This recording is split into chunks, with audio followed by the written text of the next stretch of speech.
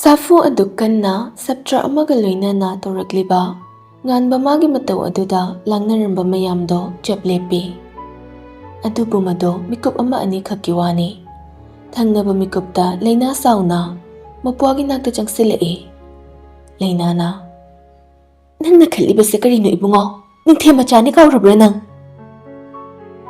nganba machena ngangliba ado khumluba taude laptakna priya leplibadu suui mama leima amadi mapa ibungo kumarbu hairap yenglimlaga wa haiba hori yumse ahal leiri kaubirabri chamse pharabasu phatrabasu babung imasi ani mangde changchangna leplibase ichemse soidana uramgani jemsina higi punsi sida asuk thengjinbiribase jemsina ingonda kari bendaba leibano ningthem nangna nganglibadu karino oh nangi phanaba silliba ibu nangi phatanaba tawbase mangairine nang chawre sangi haidana nangi bu sitribani ne eigi apamba munduna jemsi gi apambadu tung ilu haribasibu eigi phanaba karam oirabano ei pikta pikliba angang maksunate wakhal mapung pharaba aphapata karino masak muna khandokpa ngamlaba misak amani wahaudok amate yaudana sanaragliba wafam aduda mama mapa oiriba aniso makok ama ngaure ahal ibungo kumarna macha ibungo asibo cheibagi maongda haire ipagi ningthem na chemsida dugumba khontha bahuna bro sega maiga tabna irenjana hainaba yadabra napa ai ama leiri haiba kawrini na khoi hujikpo aibu chei paidona warakho haibro leimana khamtorae samkhya amukta tapthabiko samkhya namuk phingat pirabadi kamain tawni hai imagi ningthem karino nangna hairiba wafam aduna tuge bema nangna ngasi tawriba mawong asina karino ima bo mukta wakhal tahalluba na khoi leinana yengai masi luhongbagi waloina dun leiraba mahakna hujikpo atopa nupi amaga mari thamba yabra pura ahalammanga amata leitabagi maongdani leinana nganglakliba ado taksi kasiga amata yaudana kumardi tumin magi kada changkhre maramdi sanaragliba wafam ado nupi angangi oiba wafamni maram aduna makhatana leithaba tandana wahai ama hairamda changkhe marupsing aduso mathang mathang yausinare imanglomda pareng adum changsinaragle priya so hojikta kapsinare leimagi manakta changsillaga kamna kamna haire masi ai handaki matang simadi ai yambung bukhra warawi luhongnaba nupi amaga haina aduna leiraba yambungna atopa nupi amaga ngahak leitana chathok chasin tawbase ai nungaiti masi marup mapang haiba masule makoina yambunggi matawda uraga ai bu heklakne asi haiduna amok mapi tai khangde tade khangde tethoksin aduna leikhre priyana haido tabada nganba yamna nokningdana nokfe tawkhe machagi matawda leima handakti machada onsinduna cheri imagi ningthem karino ibemana hairibase nangbu wakhal khazikta di taro kidauge na jemsina sillibase nangi phanabanine nganba kari sukhumlamda maileiduna chatpa hawi chatna chatna machimsina hairiba ado matare leinana luhongbase athuba matamda leplani nangna ngambra aina ngambra yengba tare luhongdoraba nangna hojikta pakhang saba yabro luhongbana khara taptharabasu waroi pot hana puthoklase handak mukti nganba maching haigat khraduna lauraga hari enough yari loina to ai nupi thirabu nupa amanate nupi cheluraba nupa amasunate kana kana luhongbagi wano chemsinang saidage habiribase luhonggadoriba bormasa aduna ayaba pijinge kana gano luhonggadoribase hongdaba yade hairabadi aigi thamoina khoidabe mahak aduga natana ai kana amataga honga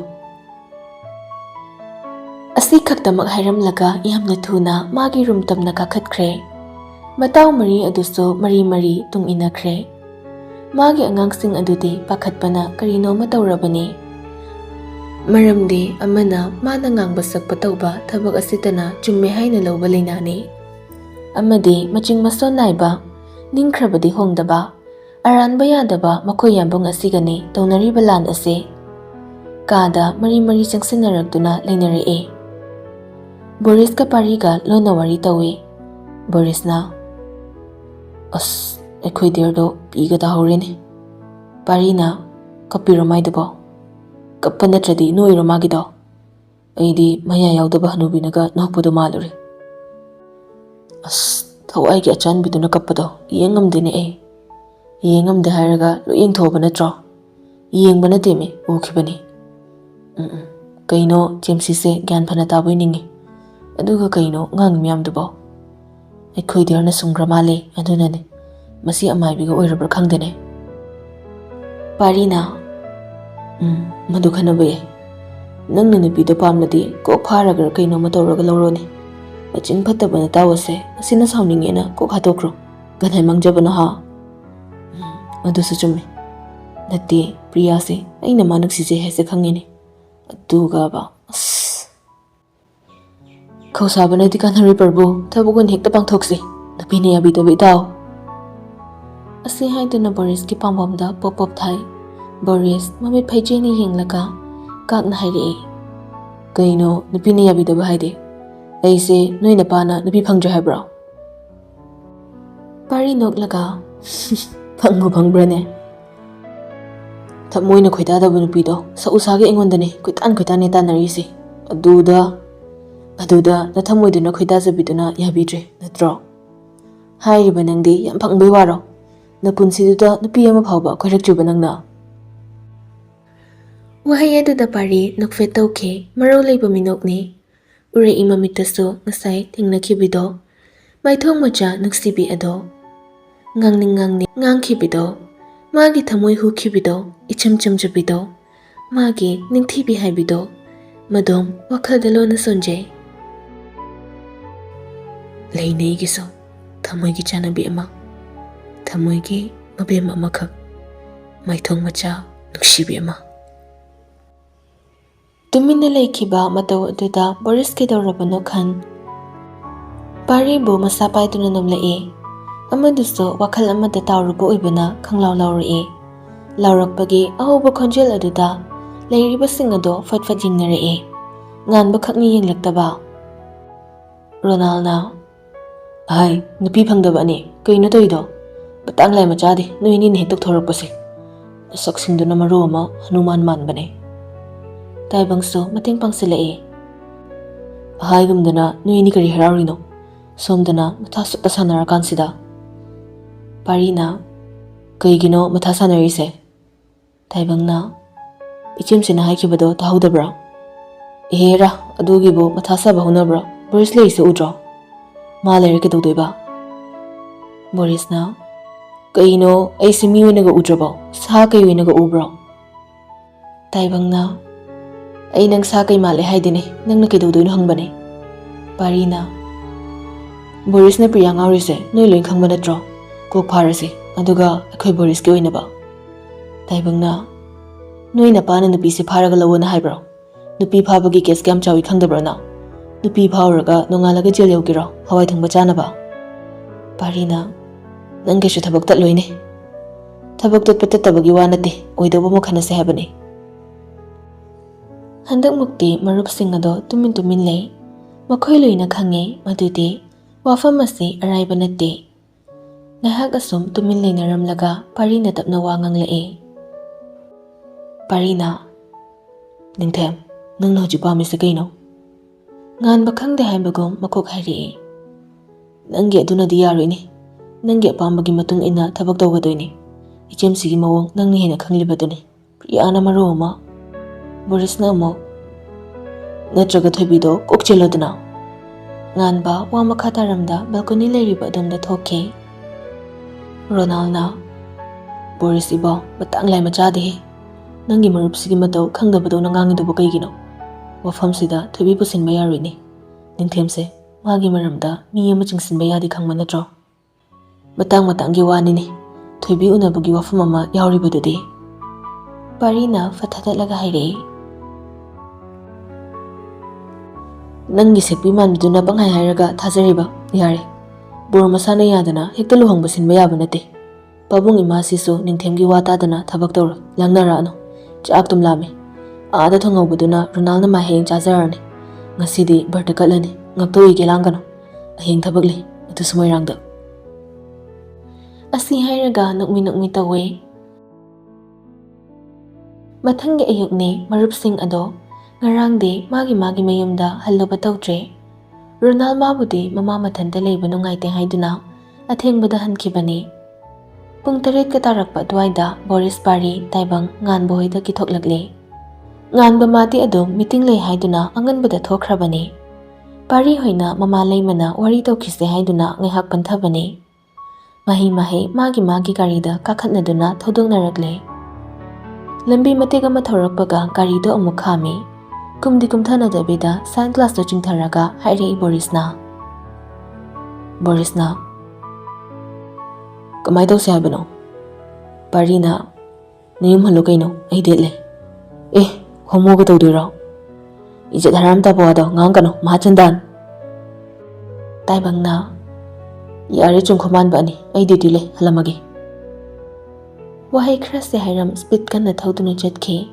Pari so, wa ama makataramda thoragle. Gari ado, ihan bo oy na phone gistar amagi mangda gari ado kami. Kumtharagle manungda prapap sang sili.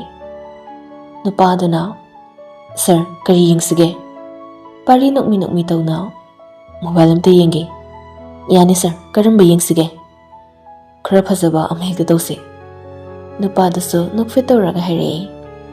Sir, sisamte yung biyo. Adum pahaiba nungairani. Okay, pek tusinbiro. Sir, sidilay jari. Payment tawgadra natraga. Pari nupa aduda muni yung lee. Tabo yaw ba kayam kuire? Sir, 5 days mukta ngay jari.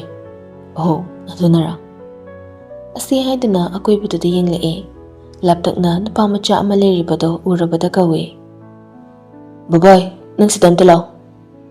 Baboy, harang na diyang sila Ay, tamo, uda kuire. Ahana di khara laami. Handakse sak ugi pangje.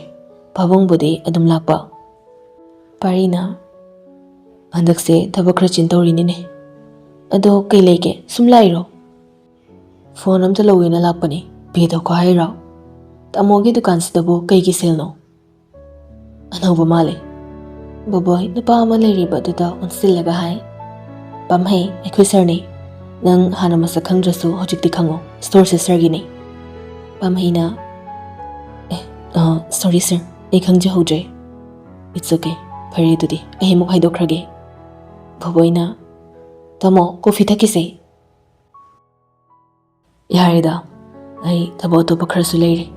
Ngarang ningtiamoy dalanta na tabak am tatawjay. Kailan na tamo, yabong do uda kuire. Hera, lohong bagi matang gini. Nang nasuy na kang lidungay. Pare, nahuro, ay haidogi. Pari hekto kibaga pamahi baboy doon sindo na hairi. Iyamba, nahan kay di pabungoy na dumlakpa duda kang dataw ba ni.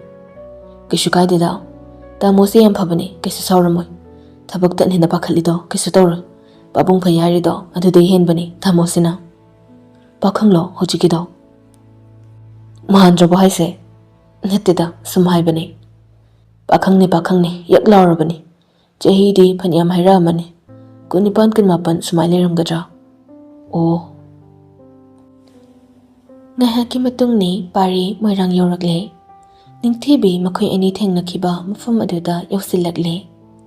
Bung nipan makay kara helak bataga dawre. Hay nakiba matam adudi bung ani hay nakiba ni. Adubo ngan ni hekta lakle. Garido mafam chaba ama yenglaga kami. Nakan oirap na. Waiting set ama layriba aduda. Jang silak pa ni. Ngat libati magining tibi haybido. Machin ipompom thokto na tumin famdo na layri. Malak baga udaba makay. Pari ingangak na kawe. Ningti mamay lay do na hing na Pari liplambo ubada famlambadagi fukhagat lay. Isaw-saw ba kontok ama dahiri. As, dada, nang di nachiniyam tida. Hojik, pung kaya taragi yung une. Mataw do na, pari manala iba sibo pung kaya taragi kan. Kudang da siriba gari ado tangkat do na yengi. Pung yamna ngali. Aduga nupi asina hairiba ase karino khan wahang ama hanglei. Pung 9 makhai khara henda ngairi. Ngarang pung 2 da thoklowadana dadana duk phajana haidudi. Kaigino nangna sauridubo. Yengo. Pung 2 da lawa hairaga hoji 9 makhai tadore hai. Adudi dadana chinthiba chingjuba haibanida. Aisu ngasai hau thengi. Pung 3 da makeup thoklei. Aduga imunggi thabak ama taurikan pung 5 ta thokre. Dadala amma tra haina ta laine. Aduga dadadi hojikta laine. Ihe dadana haibadi nungdingi pung 2 da haibani nangna yukta khallaba. Ayya nungdingi ra. Pari amuksu nungairaktre ngasaidagi wana ngairamlani khanbada. Nangbu breakfast tawraba. Ningthibi kari hairino haibagom yenglei. Magi mataududa khangjadabanina pari amuksu khanna hanglei. Breakfast tawraba haiba. Kaino breakfast haiba. As dada nang sitallibo. Aina khangnaba wa yamna ngangi. Nang oja oibra. Oi dada. Breakfast araba haidi nang ayukta kaikai charage. Oh, adu haira. Kaisa chadre. Aidi chagoina dum chaye. Ado aigi phone kadaino. Ai thabak lei piro changage. Pari pisunga sukchinaraga hangai. Angang nang nakai thaba. Leikagi inamasingi firulsui. Aduga moina sel khra pi. Ngasidi yami sudoise. Adugi haibani. Tu yengo aigi khutse phi subaini se. Makut macha anido pari ki mangda fatin thoklaga ulei. That boy khutsa aduda tari badak mayamdo ubada pari masado karino matauke. Phi yamna sui haibado chumlam batai. Makut ado kurun su yamna hure. Yamna thuplamgane. Makut ado pari ningthibigi nakta khra changsin. Makut ado tapaiduna gari leiriba domda lae. Ningthibi maso kariso hairuba taude. Pari se magi wakhalda yamna fai haiba amaso khankibanina. Gari da karo. Kai chatoino? Koiba. As ai thabak leye yaroye. Numidang chanaba chingphawba lehaude. Nanggi seldo ai pige karo thuna. Singbaira. Hoine anthok nangangnaba waide ningthi. Ningthi do gari da fatka khatke. Pari mana taurise karino haiba masa phawba gyan tajade. Thingnabana ngarang tamak ngairi. Aduga mana tauriba mawang asina karino. Mina kari khalamgane haibaga amata lamsilude. Gari manungdane. Dada aigi phone de. Aduda leirido. Kaino? To asi jang to aduda yaurabani. Sira. Ayya sidi yam phase yam tanglamnibo. Dangdi da kaiso. Ningthibi nakfit ka tawraga hairei. Phone pairadi ai napa koiba yarani ko. Wahi aduda pari gari gi break ado khangfa fai. Mamai ado yamna thuna leisilaga ningthibida sangju yenglei. Kari bo chikido kari haibano. Nupa koiba yarani haiba. Adubura aikhoi lekaidane pamhai kauba nupa ama leye. Mana ai yam pame hai. Aina di pamdiba. Ado sumna ngairaktraba. Wahai sing ado tabada karigino khangda pari. Masado khambanba fawbagum tauri. Aina phone pirido nang nupa koina nabra. Nangona kanana nupa koyo haiba. Ina makhaina hai. Natumda leirido tandra. Aduna nupa masak pasaba silpaiba makhallaga yumthok panthokho hai. Pari masado prok chakle. Side glass adudaso masagi masak ado amok yengjay. Wakhaldaso madom khalle. Ina ngasi sauningaktanane yumda tokpusinise. Machin masasina haribo wa mayamsiga ahidiko. Chahi matangsiga hairadi ingit iram phawdi khra khangba yai habanida. Adubudi kanam leitrabanina kamai khangnige. Chahi 13 gi muttane mana lerise. Awoibagiga napa topaga koikradi ahidi kamai tawne. Ranbir thonagi aribi sei khaitaraga ahibu leladrane. As yaroidamado. Thokpa yaba honade. Nangdi aigi ai khakine. Kanagi pamhai nungai pamhai ga loi ngasi pandum thokani. Dada kaino mangaga leiduba. Pari masado gyan khanglak lae. As dada de wakhalamada tawridana chalase. Nangbu kai chaninge. ꯅꯤꯡꯊꯤꯕꯤ ꯏꯀꯣꯏ ꯍꯦꯛ ꯀꯣꯏꯖꯗ ꯑꯗꯨꯝ ꯍꯥꯏꯖꯔꯛꯑꯦ꯫ ꯗꯗꯥ ꯄꯨꯛꯁꯦ ꯀꯩꯝ ꯌꯥꯎꯗ꯭ꯔꯦ, ꯆꯥꯛ ꯆꯥꯅꯤꯡꯉꯦ꯫ ꯑꯍꯥ, ꯍꯣꯏ ꯆꯥꯁꯤ ꯆꯥꯁꯤ꯫ ꯑꯗꯣ ꯅꯪ ꯐꯣꯟ ꯄꯥꯏꯔꯦꯅ ꯅꯨꯄꯥ ꯀꯣꯏꯕ ꯌꯥꯗꯦꯀꯣ? ꯀꯣꯏꯔꯣꯏꯗ, ꯗꯗꯥꯒ ꯑꯗꯨꯝ ꯂꯩꯁꯦ꯫ ꯋꯥꯍꯩꯗꯨꯅ ꯄꯥꯔꯤ ꯅꯨꯄꯤ ꯑꯁꯤꯗ ꯈꯪꯌꯦꯡ ꯌꯦꯡꯂꯛꯑꯦ꯫ ꯀꯩ ꯍꯥꯏꯕ ꯅꯪꯒꯤꯗꯨꯗꯤ? ꯗꯗꯥꯒ ꯂꯩꯕꯁꯦ ꯑꯩꯗꯤ ꯌꯥꯝ ꯅꯨꯡꯉꯥꯏ꯫ ꯗꯗꯥꯗꯤ ꯑꯩꯉꯣꯟꯗꯁꯨ ꯂꯨꯅꯒꯁꯨ ꯇꯧꯋꯦ꯫ ꯑꯗꯨꯅ ꯗꯗꯥꯒꯤ ꯅꯥꯛꯇ ꯑꯗꯨꯝ ꯂꯩꯅꯤꯡꯉꯦ꯫ ꯑꯩꯈꯣꯏꯗ ꯑꯣꯏꯅ ꯂꯩꯁꯦ꯫ ꯄꯥꯔꯤ ꯈꯪꯄ꯭ꯔꯦꯛ ꯍꯦꯛ ꯈꯪꯉꯦ꯫ ꯀꯩꯕ? ꯑꯩꯈꯣꯏꯗ ꯂꯩꯁꯦ ꯍꯥꯏꯕ꯫ ꯄꯥꯔꯤ ꯅꯣꯛꯃꯤ ꯑꯃꯨꯛꯁꯨ ꯃꯗꯣꯝ ꯃꯊꯟ ꯆꯤꯟꯕꯥꯟꯗ ꯂꯣꯟꯅ ꯁꯣꯟꯈꯤ꯫ ꯌꯨꯝꯗ ꯄꯨꯁꯤꯟꯕ ꯁꯣꯏꯔꯣꯏꯁꯤ ꯉꯁꯤ꯫ ꯃꯥꯅꯕꯨꯗꯤ ꯆꯨꯝꯅ ꯍꯥꯏꯖꯔꯤꯕ, ꯑꯩꯅ ꯈꯜꯂꯤꯁꯦ ꯃꯥꯅꯗꯤ ꯈꯪꯕ ꯅꯠꯇꯦ꯫ ꯋꯥꯁꯤꯅ ꯃꯔꯣꯜ ꯑꯃ ꯖꯥꯠ ꯉꯥꯡꯉꯤꯕ꯫ ꯑꯁꯤꯕꯨ ꯑꯩꯉꯣꯟꯗ ꯇꯧꯔꯤ ꯁꯨꯃꯥꯏꯅ ꯃꯤꯉꯣꯟꯗꯒ ꯇꯧꯕ ꯖꯥꯠꯂꯥ? ꯒꯥꯔꯤꯗꯣ ꯁꯨꯝ ꯊꯧꯔꯛꯄꯅꯤ ꯆꯥꯡ ꯑꯃꯗ, ꯑꯗꯨꯕꯨ ꯅꯥꯀꯜꯗꯒꯤ ꯒꯥꯔꯤ ꯑꯃꯅ ꯃꯈꯣꯏꯒꯤ ꯒꯥꯔꯤ ꯑꯗꯨꯗ ꯐꯠ ꯊꯦꯡꯖꯤꯜꯂꯛꯑꯦ꯫ ꯃꯇꯧꯗꯨꯅ ꯄꯥꯔꯤ ꯒꯥꯔꯤꯗꯣ ꯈꯥꯝꯃꯤ ꯊꯨꯅꯃꯛ꯫ ꯒꯥꯔꯤꯗꯒꯤ ꯀꯨꯝꯊꯔꯛꯇꯨꯅ ꯃꯥꯡꯗ ꯈꯥꯝꯂꯤꯕ ꯒꯥꯔꯤ ꯑꯗꯨꯒꯤ ꯅꯥꯛꯇꯝꯅ ꯄ꯭ꯔꯞ ꯆꯪꯁꯤꯜꯂꯤ꯫ ꯄꯥꯔꯤꯅ, ꯒꯥꯔꯤꯗ ꯆꯨꯝꯅ ꯊꯧꯕ ꯌꯥꯗꯕ꯭ꯔꯣ? ꯑꯁꯣꯛ ꯑꯄꯟ ꯌꯥꯎꯔꯝꯂꯒ ꯀꯃꯥꯏꯅ ꯇꯧꯅꯤ? ꯒꯥꯔꯤꯗꯨ ꯊꯧꯕ ꯍꯩꯇ꯭ꯔꯗꯤ ꯀꯩꯒꯤ ꯒꯥꯔꯤ ꯄꯥꯏꯔꯤꯅꯣ? ꯅꯨꯄꯥ 2, 3 ꯀꯨꯝꯊꯔꯛꯑꯦ꯫ ꯅꯨꯄꯥ ꯑꯃꯅ, ꯀꯅꯥ ꯀꯩꯗꯧꯔꯦ?